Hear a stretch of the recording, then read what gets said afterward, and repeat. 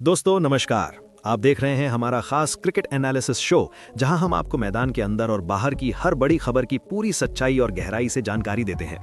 आज हम बात करने वाले हैं उस खबर की जिसने पूरे भारतीय क्रिकेट फैंस को झकझोर कर रख दिया है। भारत ने अपने घरेलू मैदान पर न्यूजीलैंड के खिलाफ वनडे सीरीज गंवा दी है। ये हार सिर्फ एक सीरीज की हार नहीं है, बल्कि कई बड़े सवाल खड़े करती है। टीम कॉम्बिनेशन पर, रणनीति पर, खिलाड़ियों की फॉर्म पर और सबसे अहम कप्तान शुभमन गिल की कप्तानी पर। सीरीज हारने के बाद कप्तान शुभमन गिल का दर्द साफ नजर आया।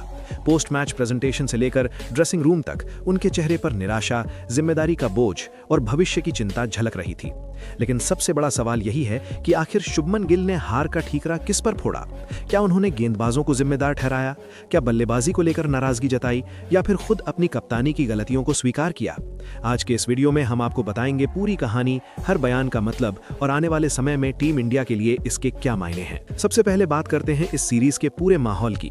भारत अपने घर में खेल रहा था, जहां आमतौर पर टीम का दबदबा देखने को मिलता है। पिचें परिचित थीं, दर्शकों का सपोर्ट जबरदस्त था और टीम में कई युवा और अनुभवी खिलाड़ी मौजूद थे। इसके बावजूद न्यूजीलैंड ने बेहतरीन अनुशासन, मजबूत रणनीति और शांत दिमाग से भारत को सीरीज में मात दी। कीवी टीम ने हर मैच में भारत की कमजोरियों को पहचाना और उसी के अनुसार गेम प्लान तैयार किया। पहले मैच में भारत की बल्लेबाजी लड़खड़ा गई, टॉप ऑर्डर जल्दी आउट हो गया। गेंदबाजी में भी शुरुआती विकेट नहीं मिल पाए, जिससे न्यूजीलैंड के बल्लेबाजों को सेट होने का मौका मिला। दूसरे मैच में भारत ने वापसी करने की कोशिश की, लेकिन अहम मौकों पर कैच छोड़ना, गलत फील्ड प्लेसमेंट और डेथ ओवर्स में रन लुटाना भारी पड़ा। निर्णायक मुकाबले में तो भारतीय टीम पूरी तरह दबाव में दिखी और न्यूजीलैंड ने आत्मविश्वास के साथ जीत दर्ज की। अब आते हैं कप्तान शुभमन गिल के बयान पर। मैच के बाद उन्होंने साफ कहा कि टीम ने कई छोटे छोटे मौके गंवाए जो अंत में हार का कारण बने। उन्होंने कहा कि क्रिकेट में सिर्फ बड़े शॉट्स या बड़े विकेट ही मैच नहीं जिताते, बल्कि छोटी गलतियां भी मैच का रुख बदल देती हैं। शुभमन ने खास तौर पर फील्डिंग को लेकर नाराजगी जताई। उनका कहना था कि कैच छोड़ना और रनआउट के मौके गंवाना किसी भी टीम के लिए महंगा पड़ सकता है और इस सीरीज में भारत को इसका नुकसान उठाना पड़ा। उन्होंने गेंदबाजों की तारीफ भी की, लेकिन साथ ही ये भी माना कि कुछ ओवरों में लाइन और लेंथ में निरंतरता नहीं रही। पावर प्ले में विकेट न मिलना और डेथ ओवर्स में अतिरिक्त रन देना टीम के लिए बड़ी समस्या बनकर सामने आया। शुभमन ने बल्लेबाजों से भी ज्यादा जिम्मेदारी लेने की बात कही। उन्होंने कहा कि सेट होने के बाद विकेट फेंक देना एक आदत बनती जा रही है, जिसे तुरंत सुधारने की जरूरत है। सबसे दिलचस्प बात यह रही कि शुभमन गिल ने हार का ठीकरा किसी एक खिलाड़ी पर नहीं फोड़ा। उन्होंने पूरी टीम की सामूहिक जिम्मेदारी की बात की, लेकिन उनके शब्दों में यह साफ झलक रहा था कि वो फील्डिंग और मिडल ओवर्स की रणनीति से संतुष्ट नहीं थे। कप्तान के तौर पर उन्होंने ये भी स्वीकार किया कि कुछ मौकों पर उनकी कप्तानी के फैसले बेहतर हो सकते थे, जैसे गेंदबाजों का सही समय पर इस्तेमाल, फील्ड सेटिंग और बल्लेबाजी क्रम में लचीलापन। दोस्तों, ये पहली बार है जब शुभमन गिल को इतने बड़े स्तर पर कप्तानी की जिम्मेदारी मिली है। वो खुद एक युवा खिलाड़ी हैं और उनके ऊपर भविष्य की टीम इंडिया की उम्मीदें टिकी हुई हैं। ऐसे में घरेलू सीरीज हारना उनके लिए एक बड़ा झटका है, लेकिन ये एक सीख भी है। हर बड़ा कप्तान अपनी शुरुआती गलतियों से ही सीखता है। महेंद्र सिंह धोनी, विराट कोहली और रोहित शर्मा सभी ने अपने करियर की शुरुआत में कठिन दौर देखा है। शुभमन का दर्द इसलिए भी छलका क्योंकि वो जानते हैं कि भारतीय टीम से घरेलू मैदान पर जीत की उम्मीद हमेशा ज्यादा रहती है।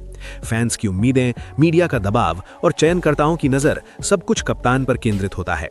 हार के बाद प्रेस कॉन्फ्रेंस में उनकी आंखों में निराशा साफ दिख रही थी, लेकिन आवाज में आत्मविश्वास भी था कि टीम इस हार से सबक लेगी और आगे मजबूत होकर लौटेगी। अब सवाल उठता है कि क्या टीम इंडिया में बदलाव होंगे? क्या प्लेइंग 11 में हेरफेर किया जाएगा? क्या कुछ खिलाड़ियों को आराम दिया जाएगा या नए चेहरों को मौका मिलेगा? शुभमन गिल ने संकेत दिए हैं कि टीम मैनेजमेंट प्रदर्शन की समीक्षा करेगा और जरूरत पड़ने पर बदलाव भी किए जाएंगे। खासतौर पर फील्डिंग और डेथ ओवर्स की गेंदबाजी पर ज्यादा फोकस किया जाएगा। विशेषज्ञों का मानना है कि भारत को अपनी बल्लेबाजी में स्थिरता लानी होगी। टॉप ऑर्डर को लंबी पारियां खेलनी होंगी ताकि मिडिल ऑर्डर पर दबाव कम पड़े। वहीं गेंदबाजों को नई गेंद से आक्रामकता दिखानी होगी और डेथ ओवर्स में विविधता लानी होगी।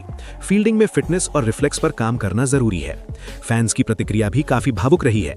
सोशल मीडिया पर कुछ लोग कप्तान शुभमन गिल का समर्थन कर रहे हैं और कह रहे हैं कि उन्हें समय दिया जाना चाहिए। वहीं कुछ फैंस टीम के सीनियर खिलाड़ियों से ज्यादा जिम्मेदारी लेने की मांग कर रहे हैं।